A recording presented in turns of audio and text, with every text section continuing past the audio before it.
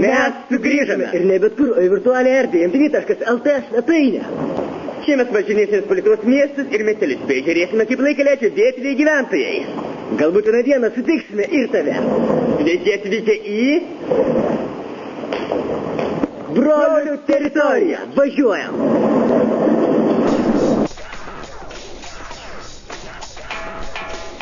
Šį kartą mes lankomės mieste, kuris vadinasi Panevėžys. Pamandykime išsiaiškinti, kaip gyvena ir ką laisvalaikiu veikia vietiniai. Na, šis miestas nemažas, orientuotis čia gan sunku. Štai žiūriu dabar į žemėlapį ir nė velnio nesuprantu, kur yra Panevėžio centras.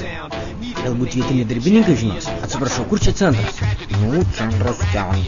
Bet juk aš iš ten atėjau, gal jūs kažką maišote? Parodyk žemėlapį.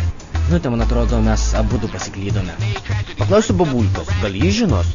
Kur čia centras? Ten, anūkėlė, į Vilniaus pusę. Na ką, tuomet keliaukime ten. O gal vis dėlto ten? Čia centras? Nu, taip. Štai radome savivaldybę. O štai čia sporto klubas, kur vietiniai patinėliai laužo vieni kitiems nosis. Panevėžė įvairias titulas galima nors vežimu vežti. Štai ši matyt skirta vietiniam kietuoliai. O šitą paminklą mes pavadintumėm į sveikatą. Tačiau mane ir Robertą labiausiai domina panevėžiečių laisvalaikio ypatumai. Pamanykime paklausinėti, kaip liksmės vietiniai. Sveikas merginos, kaip jūs leidžiate savaitgalius? Na, vaikštame po Babiloną. O kur jis yra? Tai ten. Vaikinai, o kaip nerūpestingai jaunystę leidžiate jūs? Aš? Taip, pavyzdžiui, drąsiau. Kabinam vietinės mirties. O kaip pramogauti jūs? Vaikštau atradus koncertus. Na, o įvairių renginių čia netiek jau ir mažai. O kiti tiesiog baliavojo gatvėse. Skanaus. O čia įprastas Panevėžio alaus baras. Pažiūrėkime, ar man parduos alučio.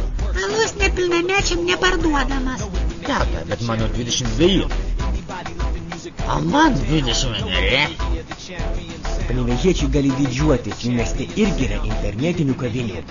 Štai kaip jos atrodo. O štai šitaip atrodo, ko gero, statistinis, o ne .lt lankytojas. O dabar keliaujam toliau. Panevėžio policijos komisariatas turi daugiau lankytojų nei vietiniai prekybos centrai. Fak. Pažiūrė. Tačiau labiausiai Panevėžį Lietuvoje ir pasaulyje garsina legendinę Tulpių gatvę. Prisiminkime, kodėl.